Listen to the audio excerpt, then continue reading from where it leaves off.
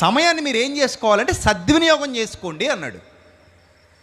కానీ మనం ఏం చేస్తున్నాం? దానికి రివర్స్, దుర్వినియోగం చేస్తున్నాం. సద్వినియోగమా దుర్వినియోగమా? దుర్వినియోగం. కనీసం ఒక మంచి అలవాటు చేసుకుని ఉదయం లేవగానే బైబిల్ చదువుదాం అని దీక్ష, లేదా రాత్రి పడుకునే ముందు బైబిల్ చదువుదాం అదొక దీక్ష, అలా కూడా చేయట్లేదు. ఉదయం లేవగానే ఫోన్ తెస్తారు, రాత్రి పడుకునే ముందు కూడా ఫోన్ చూస్తూనే పడుకుంటారు. నిజమా అబద్ధమా? ఉదయం లేవగానే చెయ్యి దేని దగ్గరికి వెళ్తుంది? ఫోన్ దగ్గరికి వెళ్తుంది. ఏం కొంపలు మునిగిపోనియో చూడాలి. ఇప్పుడు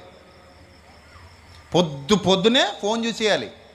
వాట్సాప్ ఏముంది, టెలిగ్రామ్ ఏముంది, ఆ ఇన్స్టాగ్రామ్లో ఏమొచ్చి వచ్చింది, ఆ ఫేస్బుక్లో ఏముంది, యూట్యూబ్లో ఏముంది, మొత్తం అంతా చూసేసిన తర్వాత ఒకటికి వెళ్ళినా రెండుకి వెళ్ళినా ముందు ఎక్కడ పోవాలి? ఫోన్ దగ్గరికే పోవాలి. అంత ఎడిక్ట్ అయిపోయాం ఫోన్కి. రాత్రి పడుకునేప్పుడు కూడా ఫోన్ చూస్తూనే నిద్రపోవాలి.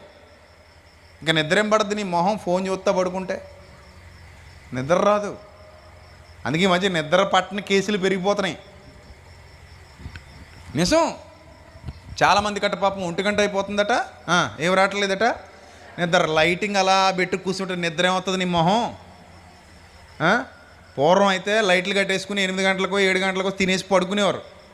ఇప్పుడు తినడానికేమో 11, పడుకునేసరికి 1 గంట, లేచేసరికి 10 లేదా 11. అది మొత్తం లైఫ్ స్టైల్ ఏమైపోయింది? మొత్తం మారిపోయింది.